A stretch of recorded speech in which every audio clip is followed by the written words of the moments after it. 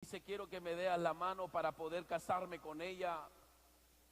Y la hija le diga a usted, papá, sí, yo también estoy enamorado de él. Eso no garantiza que habrá un buen matrimonio, que ella podrá formar un buen hogar. Un padre debe darle la mano al joven de su hija. Habíamos visto, cuando el padre ha visto en el joven y en la hija desarrollar al menos 7 virtudes que son indispensables para el matrimonio. A veces un padre actúa por intuición y porque la hija dice que está enamorado, o porque ese jovencito es cristiano. Bueno, yo creo que sí va a ir bien el matrimonio. No es así, hijo. Yo conozco de hogares indudablemente que se destruyeron y fueron cristianos, ya sea el esposo o la esposa. Pero ¿por qué se destruyó? El hecho que sea el hombre cristiano o la mujer cristiana, eso no garantiza un matrimonio de éxito.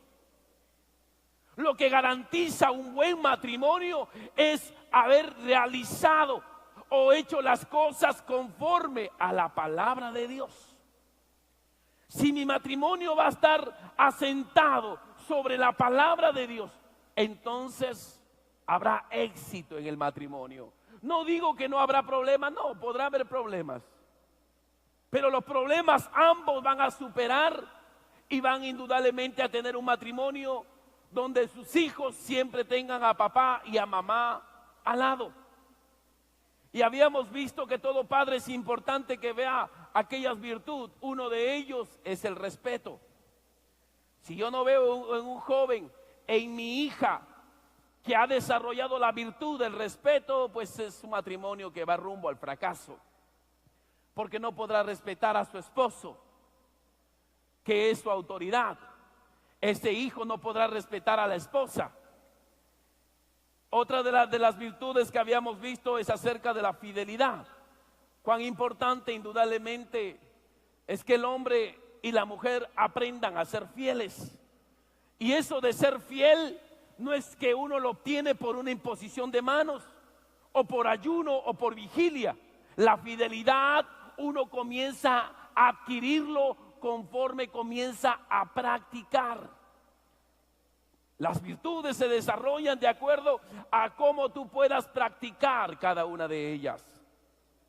Habíamos visto cuán importante también es ver la generosidad, para que un hombre aprenda a amar a su hija, aún en los problemas, en las circunstancias adversas, él pueda siempre ser generoso, de poder amar aún cuando de repente hayan problemas en casa.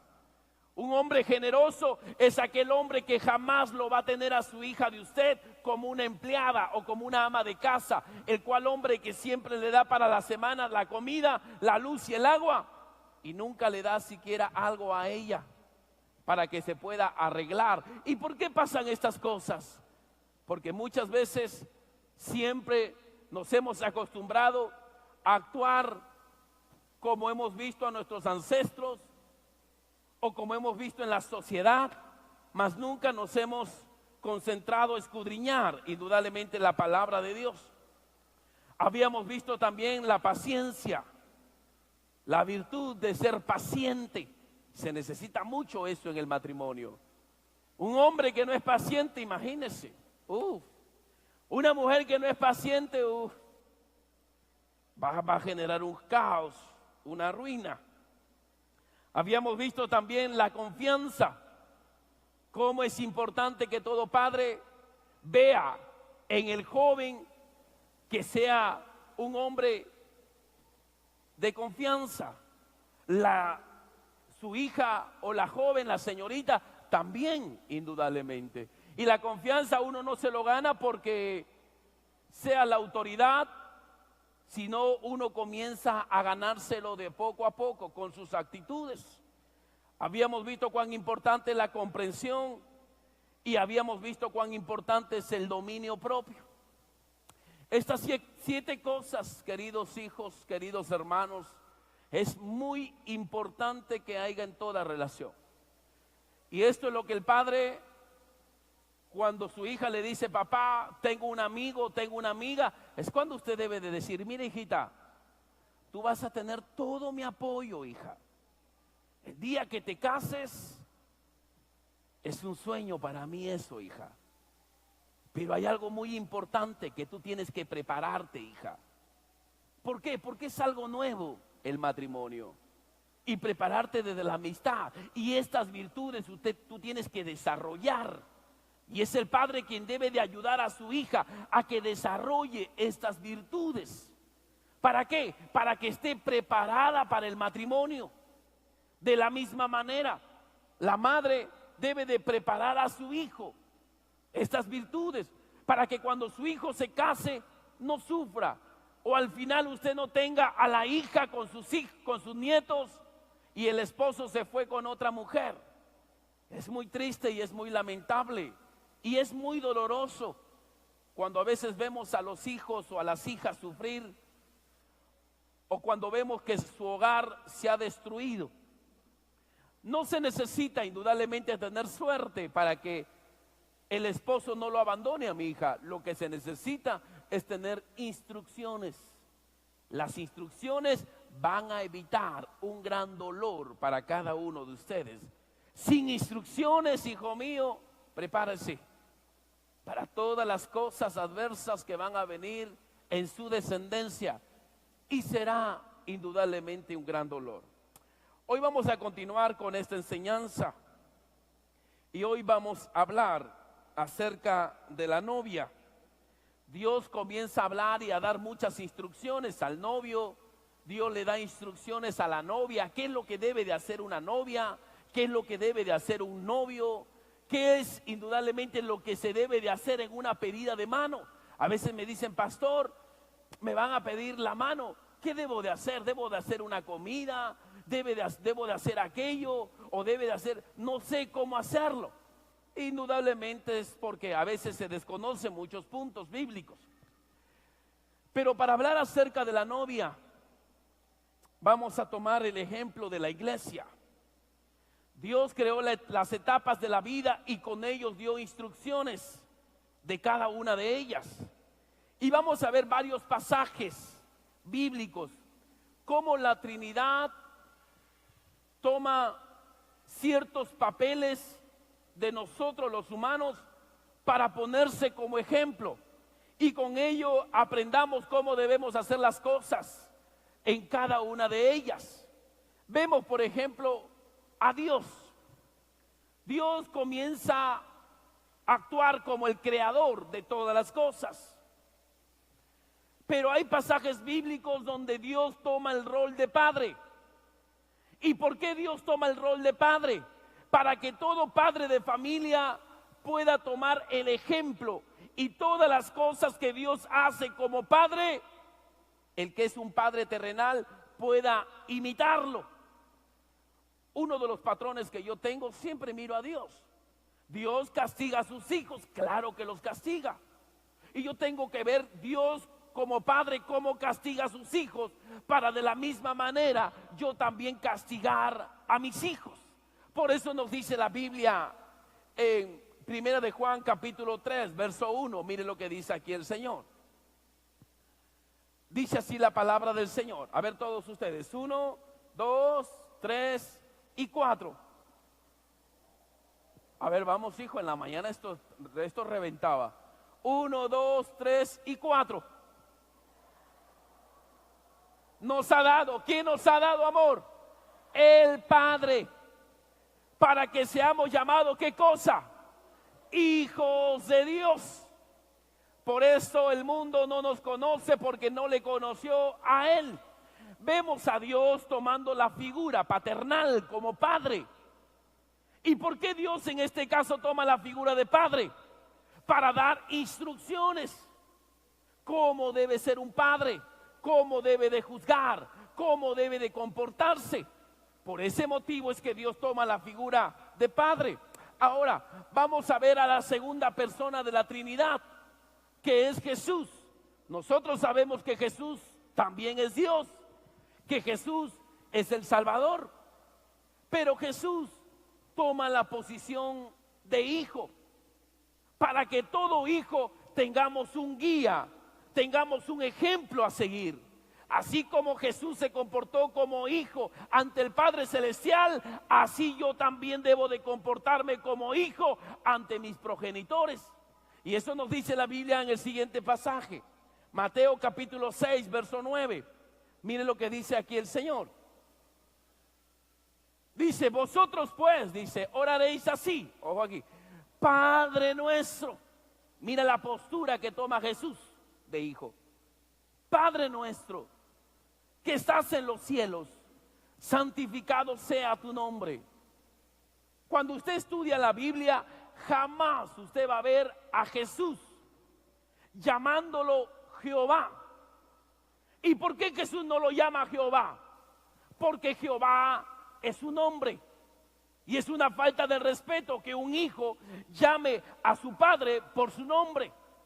Jesús comienza a mostrarnos el respeto y dice, cuando tú ores, cuando tú converses con papá, tú debes decir Padre nuestro. Esto enseña que los hijos, cuando conversen, jamás le llames por su nombre a tus progenitores. Tú debes llamarlo papá.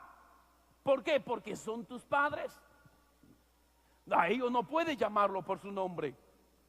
Y a través de esos ejemplos nos da las instrucciones cómo un hijo debe de comportarse. Y vemos muchos pasajes bíblicos con respecto a ello. Pero vemos también aquí en este caso cómo Dios se comporta también como amigo. La Trinidad tiene ciertos comportamientos para enseñarnos a través de esas cosas. Y vemos aquí, por ejemplo, ahora ya Dios no toma la postura de padre, ahora toma la postura de amigo. Isaías capítulo 41, verso 8, miren lo que dice ahí la palabra del Señor. A ver ustedes, 1, 2 y 3. Pero tú, dice, ¿qué más dice? Israel, siervo mío eres tú, dice, a quien yo escogí, descendencia de Abraham. ¿Qué dice? No les escucho. Descendencia de Abraham, mi amigo. Vemos aquí a Dios tomando la postura de amigo. Espérese, pero Abraham no es su hijo. Claro que es su hijo. Pero ¿y ahora también es amigo? Claro que sí. ¿Para qué? Para que toda persona que tenga un amigo es una gran bendición y es muy importante para que usted pueda tomar la postura, cómo debe comportarse como amigo. Pero aquí Dios nos da un ejemplo y nos dice, Abraham, sí, él es mi hijo, pero también es mi amigo. ¿Qué nos enseña Dios a través de eso? Que un padre y que una madre no solamente siempre en la vida debe de comportarse como papá y como mamá. Hay momentos en la vida que debe de comportarse como amigo. ¿Por qué? Porque un hijo cuando comienza a crecer o la hija cuando comienza a desarrollarse, ellos no solamente necesitan todos los días de su vida a un padre, ellos también necesitan a un amigo en quien contar las cosas, con quien dialogar, con quien jugar. Ah, pastor, yo creo que eso sí no es correcto. Unos psicólogos dicen, no, el niño se va a confundir, el niño te va a tomar como amigo y no te va a tomar como padre. No, usted solamente debe ser padre. Eso es conocimiento humano. A mí la palabra de Dios me enseña algo muy claro, que Abraham fue amigo de Dios. Y si el hijo fue amigo de su padre, yo también debo ser amigo de mis hijos. Porque en la amistad es cuando muchas veces el hijo va a comenzar a confiar muchas cosas. Y usted como amigo va a poder ayudarlo a tu hijo en su tristeza, en su dolor, en su llanto. Pero a la vez debes tener el equilibrio de comportarte como padre. Y eso es algo muy importante que siempre yo también. Si yo soy amigo de mi hijo no es porque me da la gana, porque yo tengo un patrón que es mi Padre Celestial. Y todo lo que yo veo hacer a mi Padre Celestial con sus hijos, de la misma manera yo también hago con mis hijos. Si mi Padre Celestial es también amigo de sus hijos, yo también voy a ser amigo de mis hijos. Voy a jugar con ellos, voy a salir con ellos. Y cuando digo que voy a salir, no me refiero que siempre voy a salir en familia. Habrá momentos que salga solamente con mi hijo o que salga solamente con mi hija. Como aquel amigo que se va y se come unos helados. Como aquel amigo que va y comienza a acompañar y se sienta en un restaurante a comer. Sí, hijo. Hay etapas en la vida que debemos de comportarnos como amigo que ese hijo necesita. Y ese ejemplo lo vemos indudablemente en Dios. Ahora bien, vemos también indudablemente a Jesús tomando la figura de novio, pero también Él toma la figura de esposo para instruir a los esposos y para instruir a los novios. Vemos en el caso de Juan, capítulo 3, verso 29, le decían a Juan el Bautista, cuando estaba al lado de Jesús: tú eres el Mesías que ha de venir. Y Juan el Bautista dijo: espérese, yo soy el amigo del esposo, decía Juan el Bautista. Y mire lo que dice la palabra del Señor, dice: el que tiene la esposa es el esposo. Y Juan decía: mas el amigo del esposo que está a su lado, le decía, le oye, se goza grandemente de la voz del esposo. Así pues, mi gozo está cumplido. Juan el Bautista decía: yo no soy el hijo del Mesías, yo no soy el Mesías, decía Juan el Bautista. Yo soy el amigo del esposo. ¿Por qué? Porque a Juan le había sido revelado que Jesús era el esposo, o sería el esposo, y la iglesia viene a ser la esposa. Ahora bien, quiero que preste atención a esto para que no se me confunda. Cuando Juan el Bautista preparó todo el bautismo y lo bautizó a Jesús, Juan el Bautista dice la palabra que era el amigo, dice. El amigo que hizo la unión, ojo aquí, de Jesús con la iglesia, para que se conocieran ambos. Y eso se dio después indudablemente de bautizo. Pero luego más adelante, una vez que se conocen y Jesús se va a los cielos, la novia, que es la iglesia, se queda con el Espíritu Santo como amigo, como guía. ¿Para qué?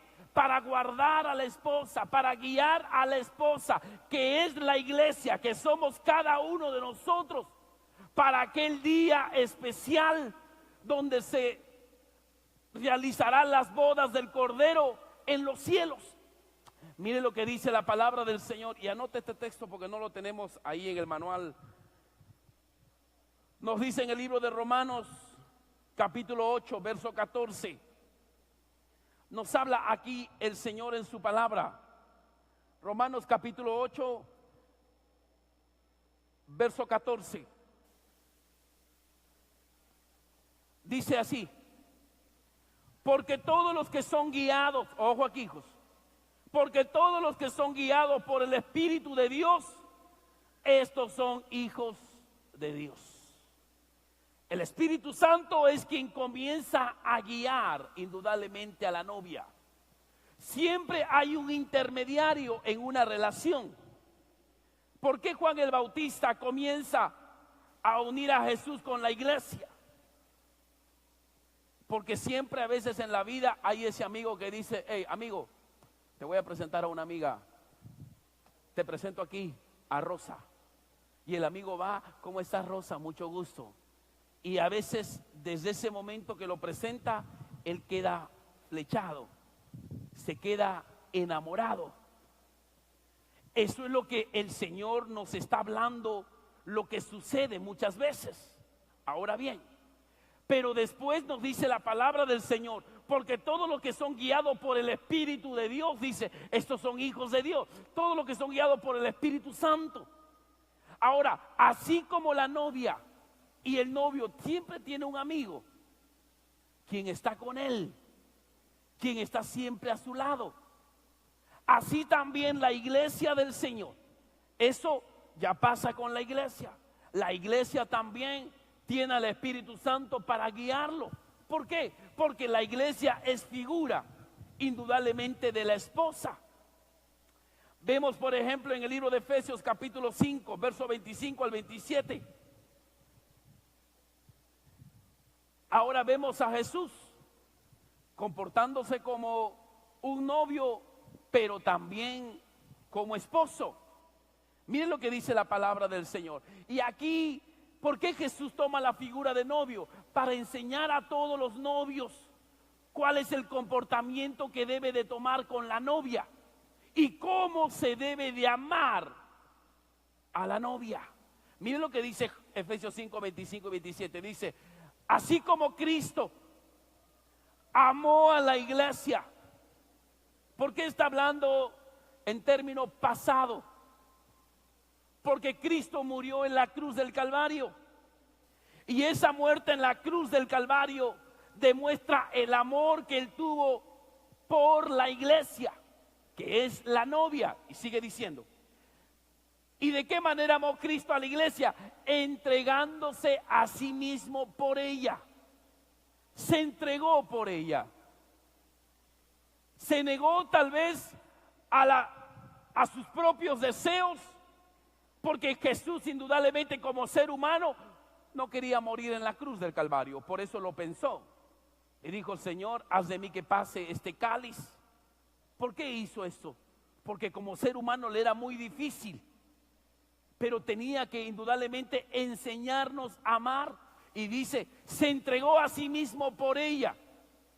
¿Para qué se entregó por ella? Para santificarla, habiéndolo purificado en el lavamiento del agua por la palabra. Sigue diciendo. Siguiente texto.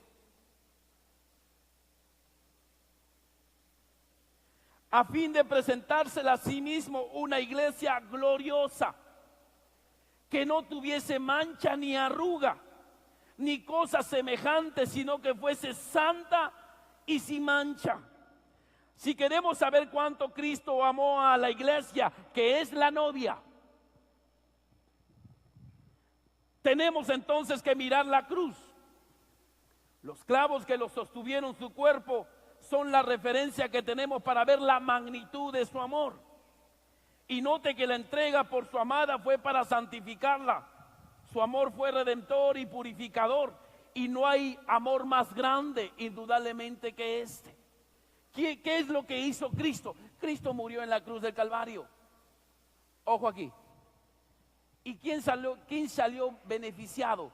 La iglesia, nosotros.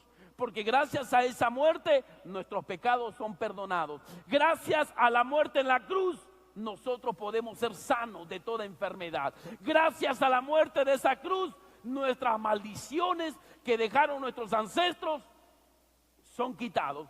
Gracias a esa muerte. Entonces, lo que Cristo hizo no le benefició a Él. Eso benefició a la iglesia.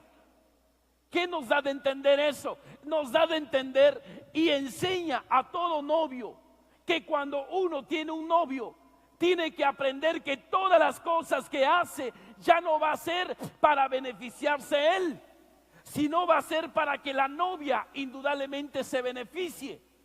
Uno trabaja ¿para qué? Para que la esposa lo gaste.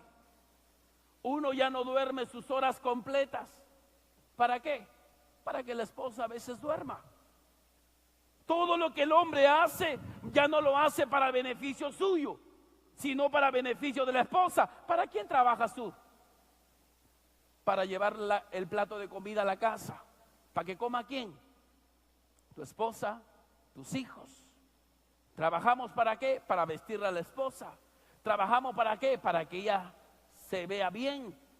Y ahora nosotros hacemos todas las cosas a favor indudablemente de ella. Y es lo que Cristo comenzó indudablemente a demostrar con aquella muerte en la cruz. Ahora bien, ¿por qué?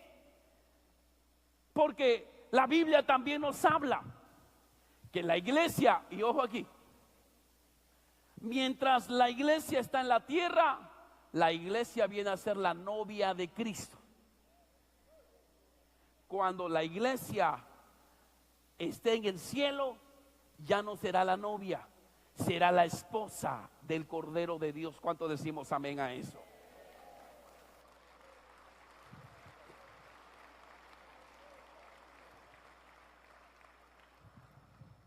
Y para que haya indudablemente ese encuentro y se convierta en la esposa, tiene que haber un matrimonio. ¿Y cómo se realiza un matrimonio? Eso de los pajes, eso de que el novio viene aquí adelante y espera que venga la novia porque eso es correcto. Eso Dios lo diseñó. ¿Y quién hizo pastor? Ojo aquí, ¿quién hizo pastor de que el matrimonio se realizara de esa manera? Si Dios creó el matrimonio, Él debió de crear también cómo debería de realizarse un matrimonio.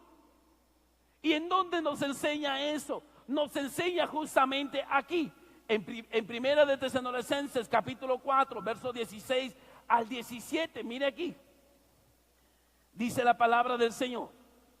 Primera de Tesalonicenses, capítulo 4, versos 16 al 17. Dice, a ver todos juntos, vamos a leer todos juntos. 1, 2 y 3. Porque el Señor mismo, ¿qué dice? Con voz de mando, ¿qué más? Con voz de arcángel y con trompeta de Dios, descenderá del cielo.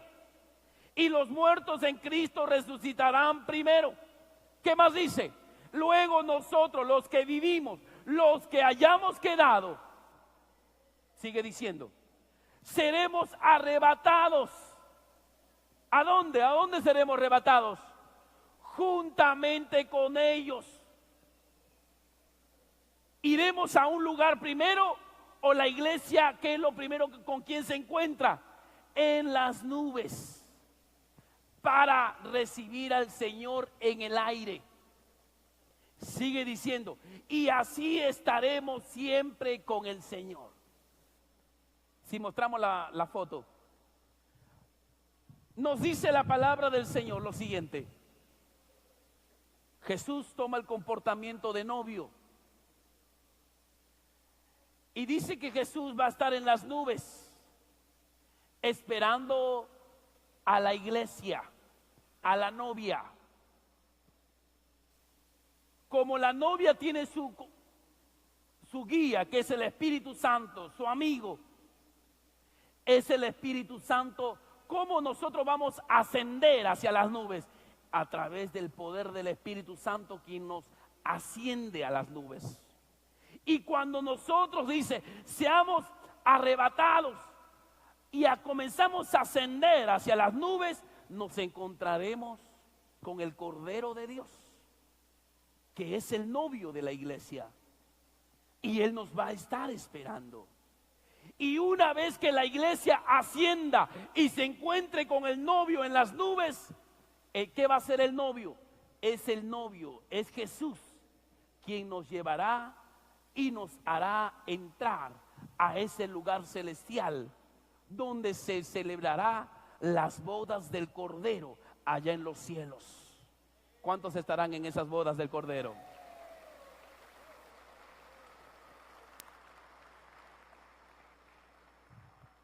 Todas estas cosas que se dan es para poder enseñarnos cómo debe de ser el matrimonio.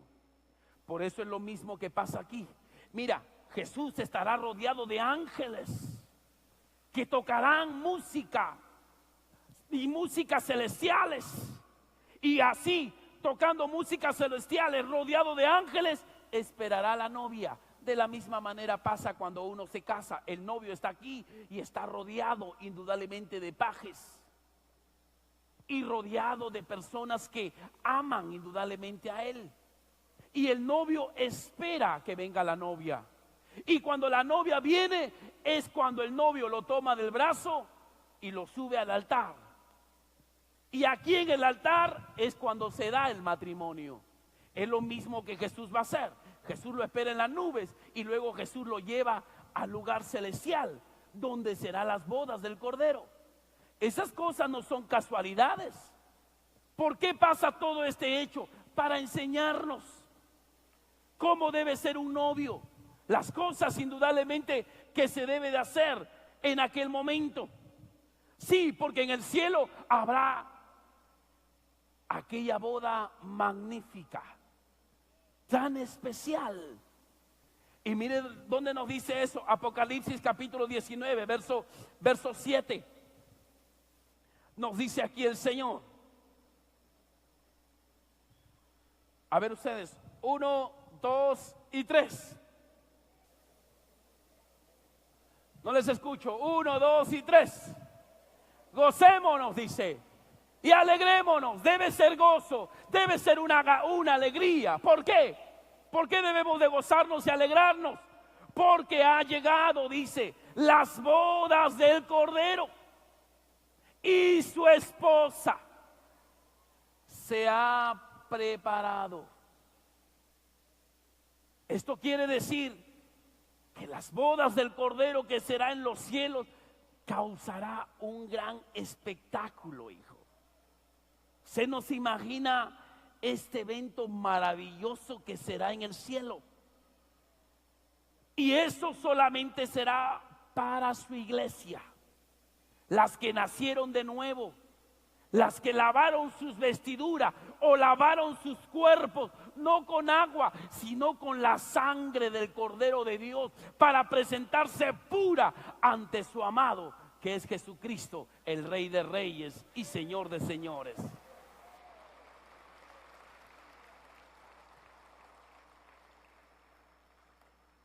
Es la esposa quien se debe de preparar. Ya luego en los siguientes domingos vamos a enseñar cómo debe ser esa preparación. La Biblia habla que la novia debe tener algo que le distinga de todas las demás doncellas, que todos vean que ella está comprometida para alguien especial. Y la Biblia habla muchísimo con respecto a ello.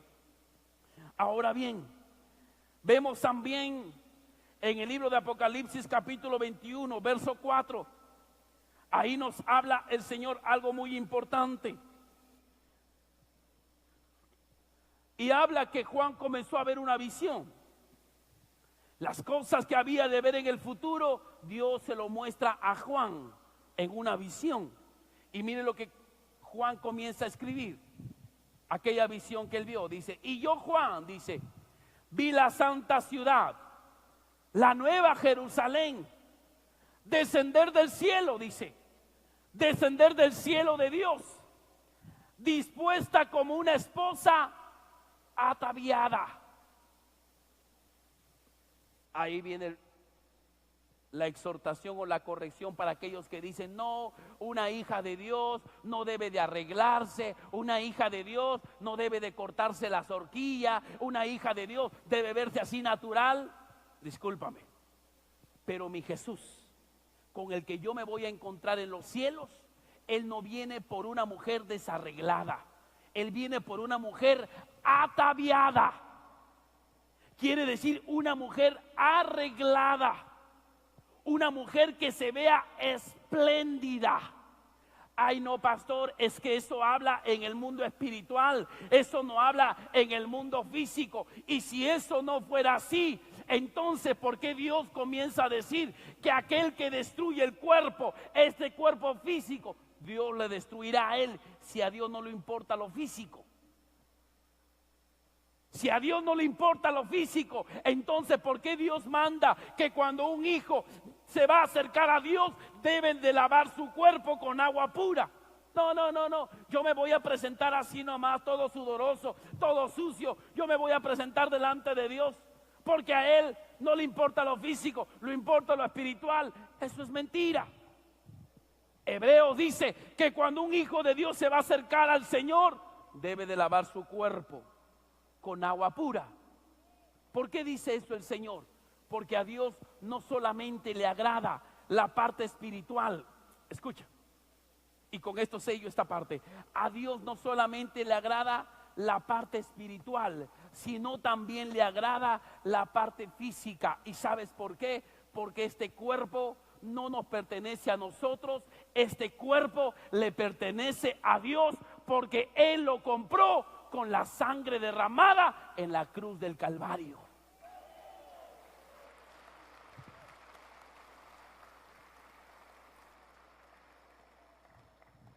Una esposa, dice, ataviada. Sigue diciendo, mire, una esposa arreglada. Dice, ¿para quién? ¿Ataviada para quién? Para su marido. Por eso yo le dije, una esposa debe de arreglarse, no para que me mire mi jefe, no para que me mire la persona de allá.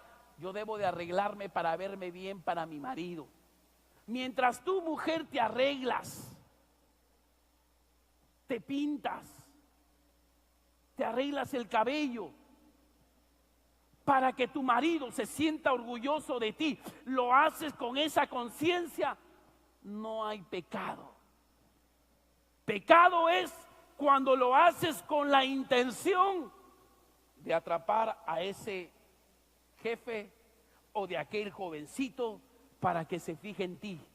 Ahí es un pecado.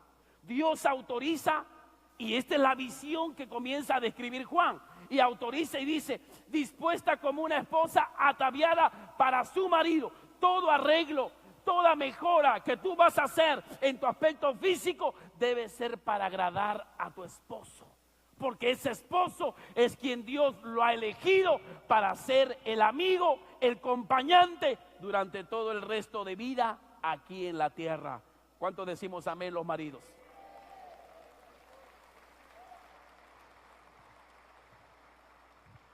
Ay, no, pastor, yo así nomás me presento porque yo soy humilde.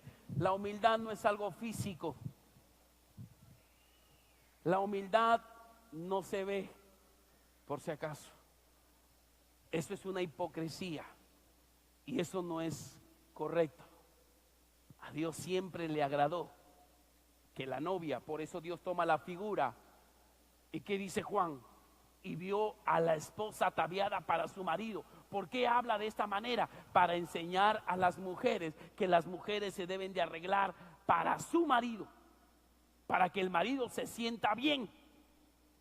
Y es el marido quien debe de contribuir para que eso se haga. Por eso en Efesios, cuando lo leímos, decimos que Jesús se presentó en la cruz. ¿Para qué? Para que la esposa esté sin manchas ni arrugas. Es el marido quien debe de contribuir para aquellas cosas.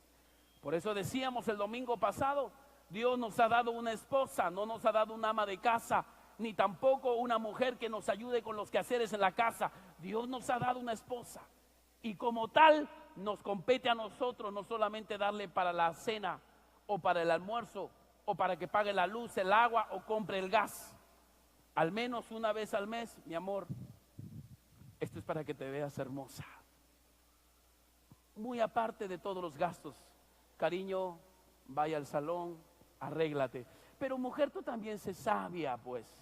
A veces cuando el hombre se comporta, dice, ay, he escuchado al pastor Coelet que debo de hacer así, es cierto. Yo no debo tratarla a mi esposa como una, tal vez como una chica que me ayude en casa. Debo tratarla como mi esposa. Voy a darle, cariño, aquí te doy mi amor para que te arregles. ¿Qué cosa? Que ya me ve fea, que me ve bruja, ya pues sepárate de mí.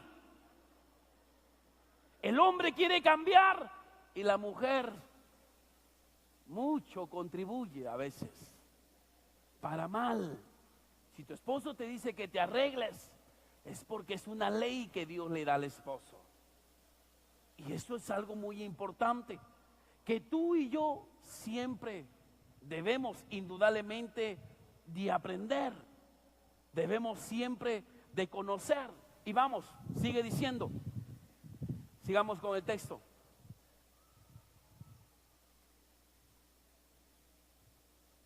Mire lo que dice. Como una esposa ataviada para su marido, y oí una gran voz del cielo que decía, he aquí el tabernáculo de Dios con los hombres, y Él morará con ellos. Sigue diciendo, y ellos serán su pueblo, y Dios mismo estará con ellos como su Dios. Enjugará Dios toda lágrima, ojo aquí, enjugará Dios toda lágrima de los ojos de ellos, y ya no habrá más muerte, dice, ni habrá más llanto, ni clamor, ni dolor, porque las primeras cosas pasaron. Juan comienza a decir, iglesia de Cristo, dice Juan, cuando tú vayas al cielo y se realicen estas bodas del Cordero, el novio te promete que no habrá más llanto, no habrá más dolor, dice, no habrá más muerte, ni más clamor, dice el Señor. ¿Por qué? Porque ya pasaron las etapas de noviazgo, ya pasó la etapa de enamoramiento, ahora eres la esposa. Y donde está el esposo, todo debe ser paz. Ahora, pero ¿por qué entonces, pastor, en las casas a veces hay muchas veces llanto, dolor, sufrimiento? Yo he escuchado, pastor, decir que el amor es sufrido, entonces siempre debe de haber sufrimiento. Eso solamente debe de haber de la etapa de esposos para atrás.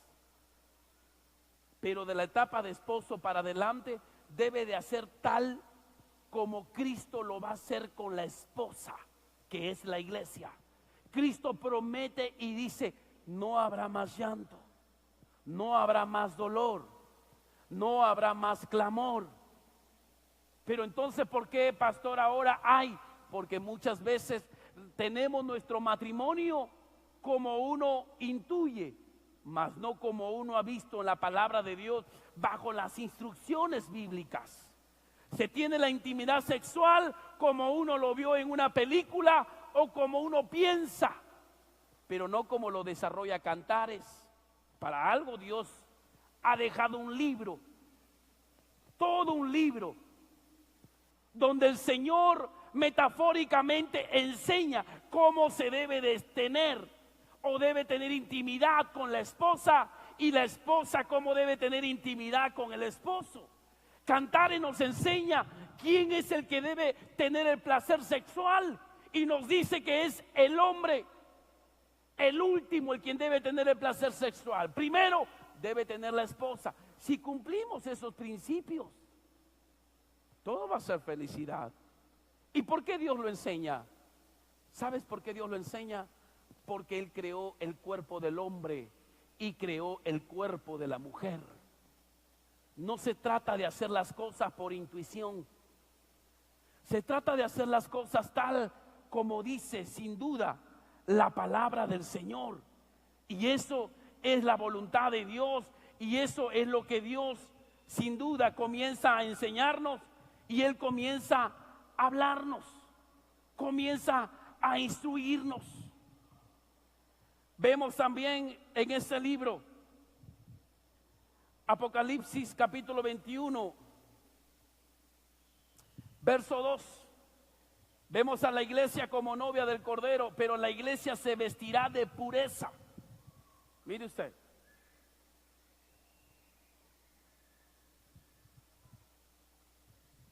Tenemos Apocalipsis capítulo 21. Sigamos al siguiente texto. Ese texto ya lo hablamos.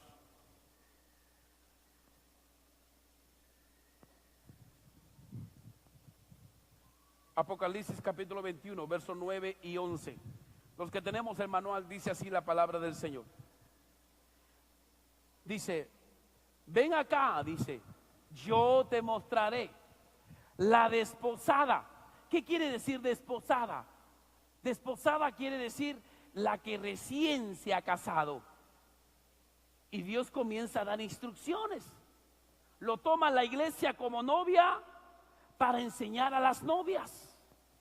Jesús toma la postura de novio para enseñar a todos los novios. Y dice, ven acá, yo te mostraré la desposada, la que recién se ha casado, la esposa del Cordero.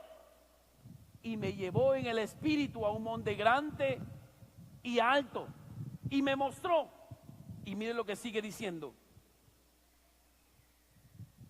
Me mostró la gran ciudad santa de Jerusalén, que descendía del cielo de Dios, y teniendo la gloria de Dios, y su fulgor era semejante al de una piedra preciosísima, como piedra de jaspe, diáfana, como el cristal. Comienza a hablar ahí. Apocalipsis capítulo 7, verso 9. Miren lo que dice ahí.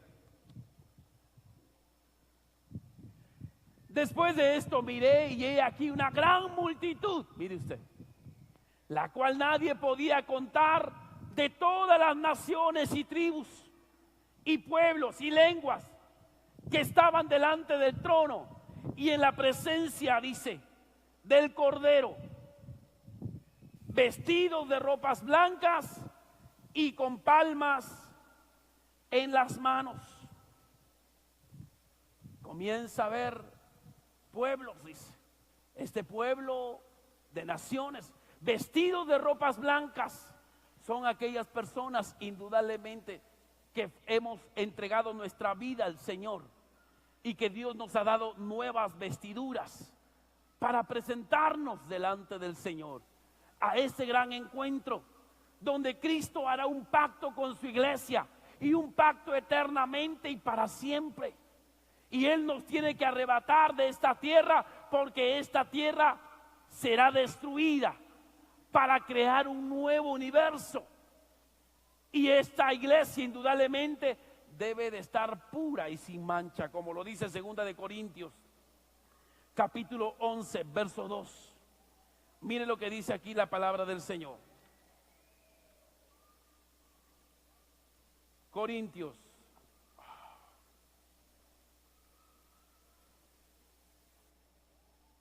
11:2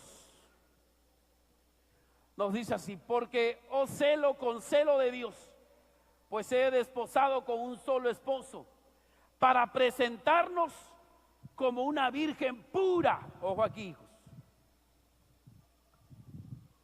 La novia debe de ser como una virgen pura para Cristo, sin manchas. El Señor comienza a describir cómo debe de ser indudablemente una novia. Debe de ser pura. Y cuando digo pura, no solamente nos referimos que una mujer pura quiere decir una mujer limpia, santa. ¿Para quién? Para Cristo. Así también nosotros, la iglesia, que somos la novia del Cordero de Dios, cuando nos presentemos ante el Señor, usted nunca ha visto una novia venir con los vestidos manchados. El vestido siempre está espléndidamente limpio. Eso es símbolo de pureza. Cuando Cristo venga para llevar a su novia, para realizar aquellas bodas que se realizará en los cielos, donde habrá millones de ángeles cantando y adorando, ángeles celestiales, Dios viene por una iglesia pura, sin mancha, dice el Señor. Por ello es importante, amada iglesia, que siempre usted y yo nos guardemos para el Señor. Como iglesia debemos entender que el novio se ha ido a los cielos. Y Jesús dijo: he aquí, yo me voy a los cielos a preparar morada para ustedes. Y mire, a través de ellos ya Dios comienza a hablarnos y nos dice: no, es el novio quien debe de preparar la morada. Es el novio quien debe de preparar el lugar donde van a vivir cuando se case. Pero tú, ¿de dónde me sacas eso? El ejemplo como novio. No hay un mayor ejemplo que Jesucristo. Jesucristo dijo: yo me voy y voy a preparar la morada, para que cuando yo me case, cuando se realicen las bodas del Cordero, podamos estar en un lugar donde vamos a vivir eternamente y para siempre con el amado, que es el Rey de Reyes y Señor de Señores.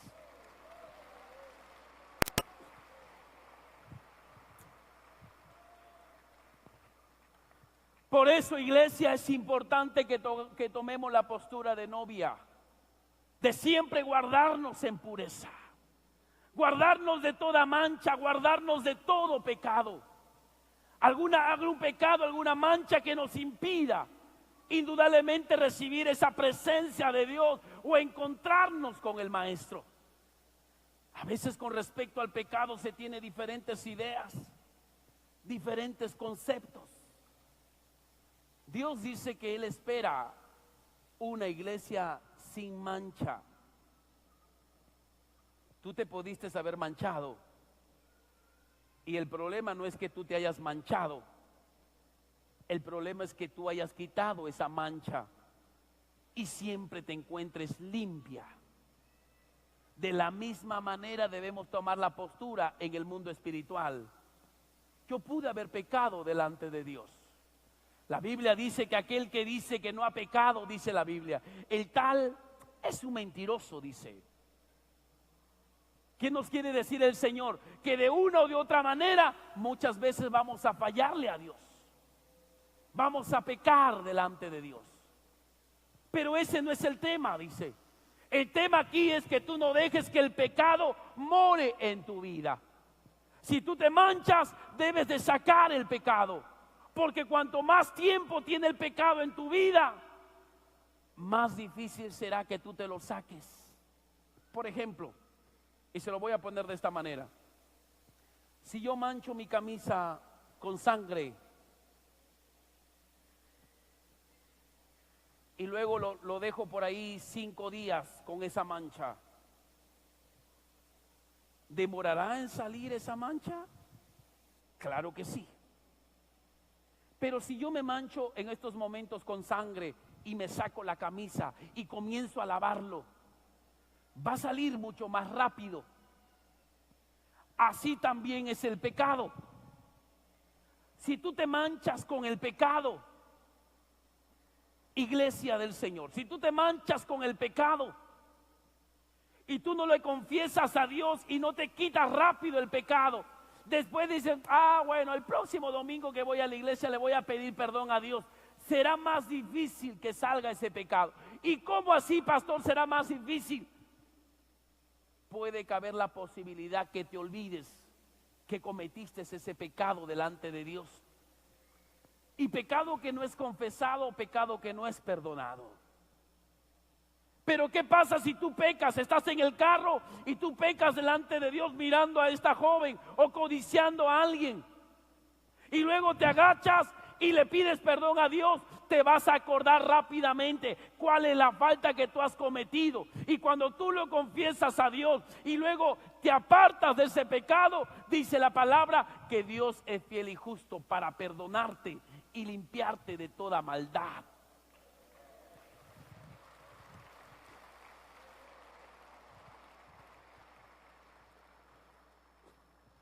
Es importante que tú quites ese pecado, hijo. ¿Y cómo quito? Confesándolo al Señor. Y no solamente confesando, apartándote de ese pecado, hijo. No es confesar nada más. Vamos a presentar ese texto bíblico. Miren lo que dice aquí el libro de Proverbios. Nos dice aquí la palabra del Señor.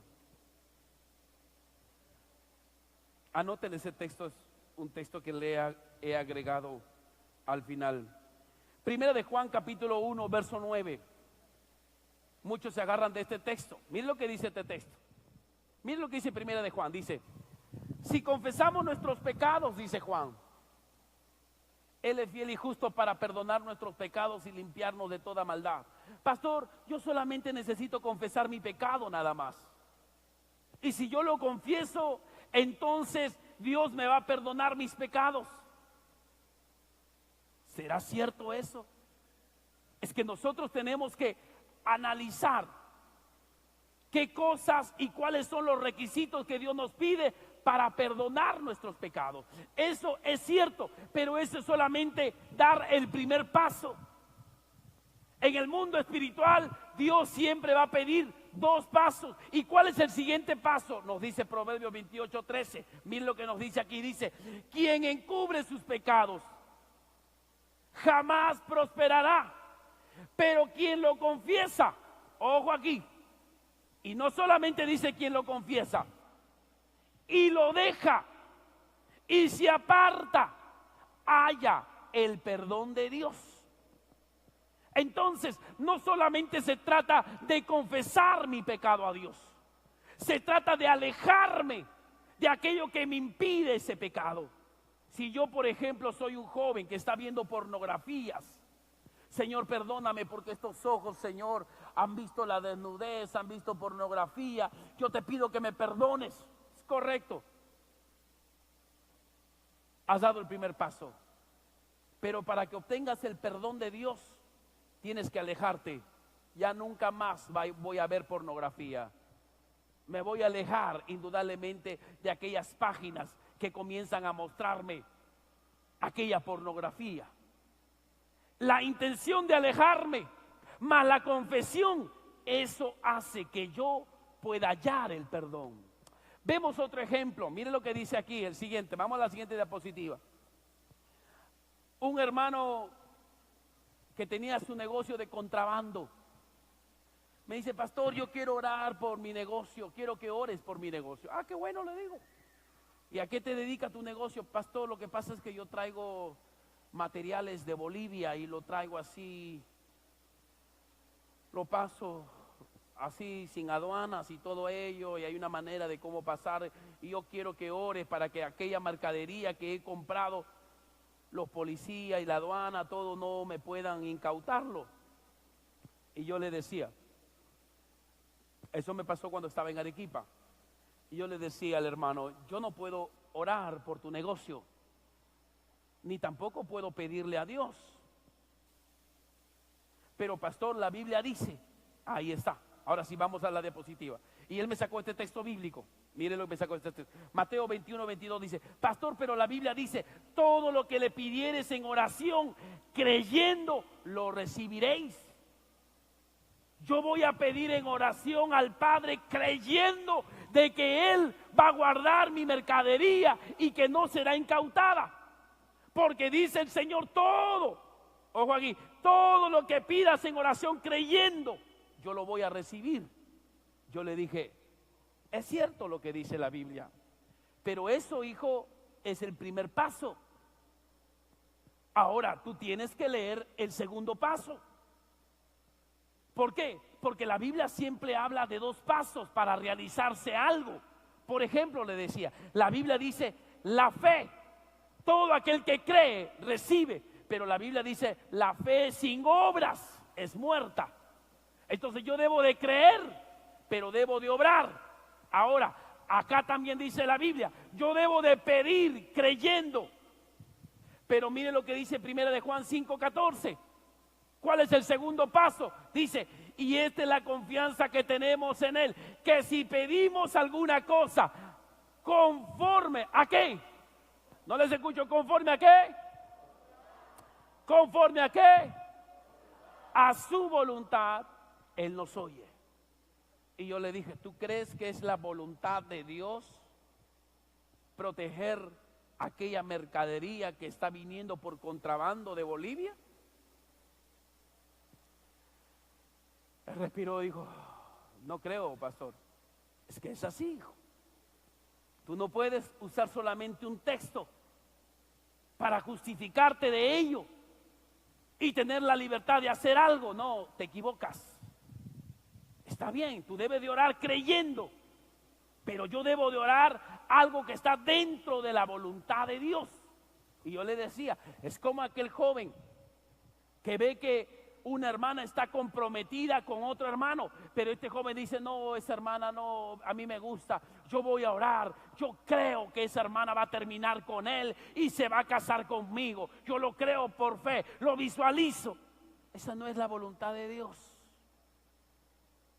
Por algo está de novio o de novia con el hermano, pero creyendo lo recibiré, está bien, pero tiene que estar, eso que tú oras y pides creyendo, debe de estar dentro de la voluntad de Dios. Ahora pasamos a la siguiente diapositiva. Entonces, lo que uno debe de hacer es, como decía Proverbios 28:13, debo de confesar mi pecado, pero debo de alejarme del pecado. ¿Por qué? Porque cuando yo le confieso a Dios mi pecado, Dios me escucha y Él espera los frutos de arrepentimiento. Por eso Mateo 3:8 dice, haced pues frutos dignos de arrepentimiento. Entonces mi confesión con mi lejanía del pecado, eso me va a traer el perdón y la misericordia de Dios. Y todo lo que yo haga en esta tierra, todo lo que yo haya cometido delante de Dios, así haya abortado, así haya asesinado, así haya hecho maldad a través de brujería, de hechicería, todas las cosas te son perdonadas si tú lo confiesas y te apartas de aquellas cosas que te llevó al pecado.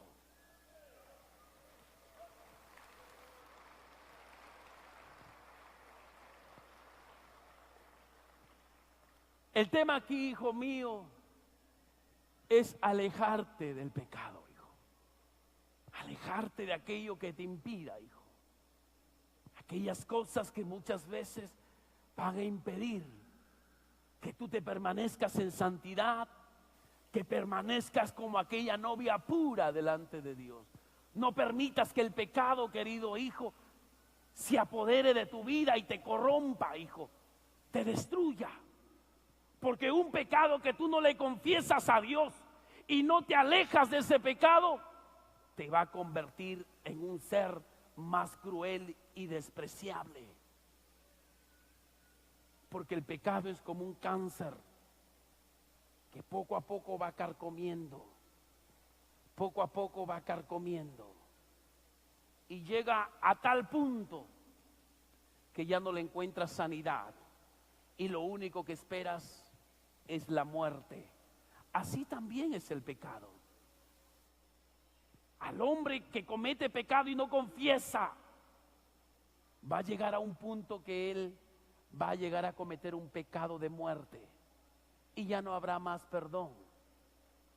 Lo mismo que pasa con el cáncer, lo mismo también pasa con estas faltas que muchas veces no son confesadas delante de Dios.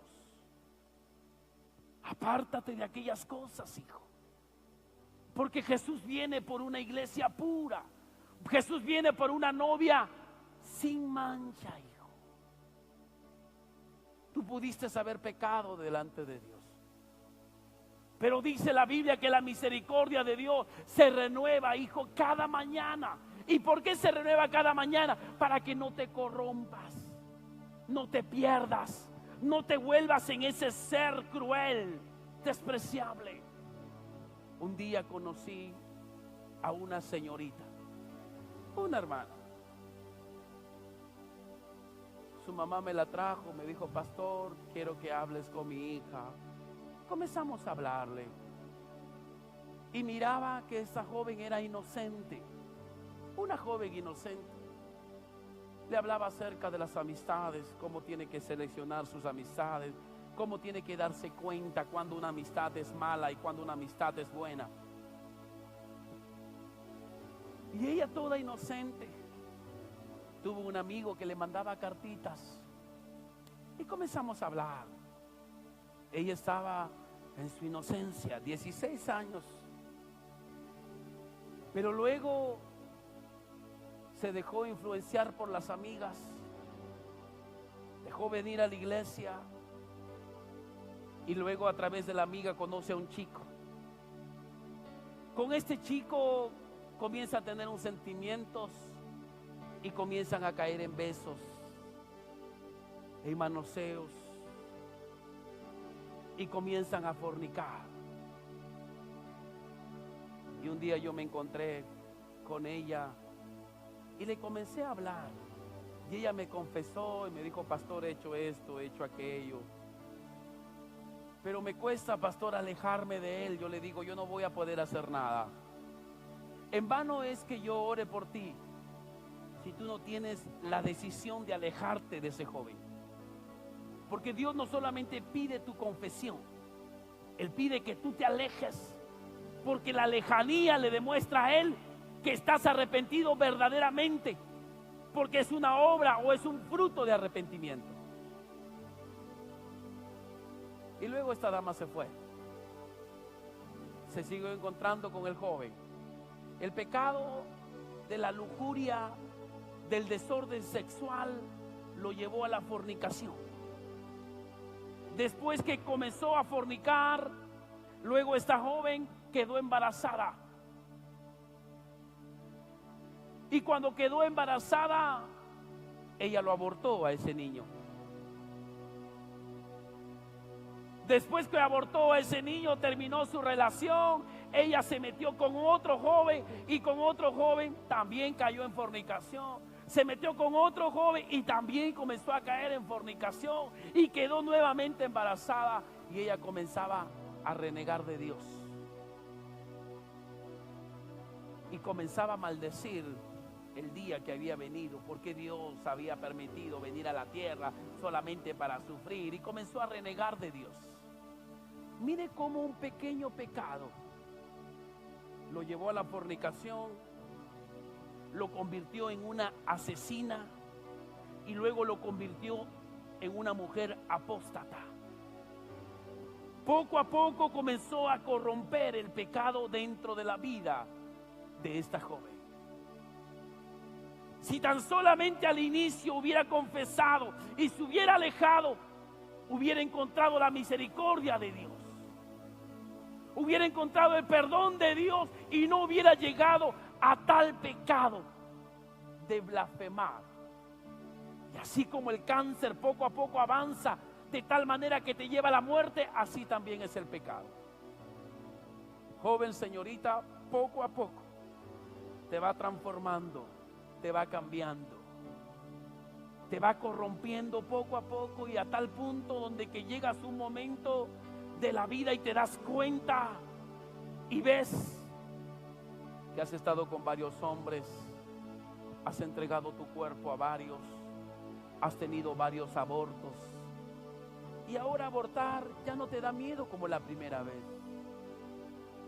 ¿Por qué no te da miedo como la primera vez?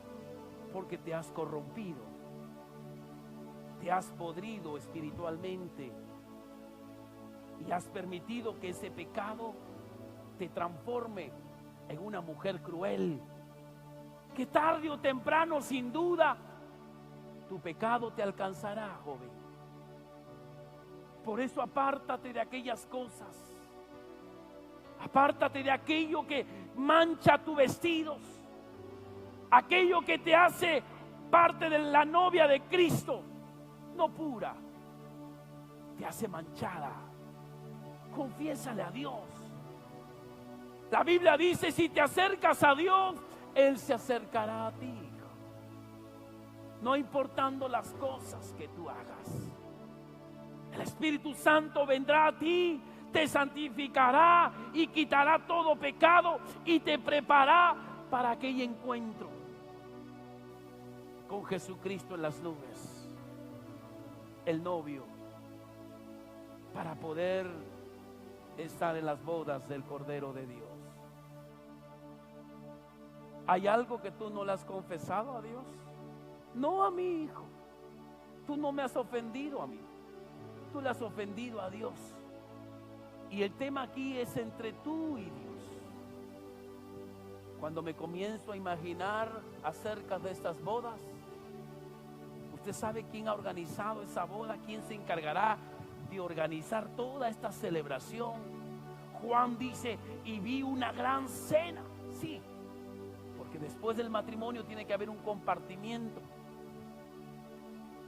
Y comienza a ver Juan esta gran cena, llenos de ángeles, de canciones.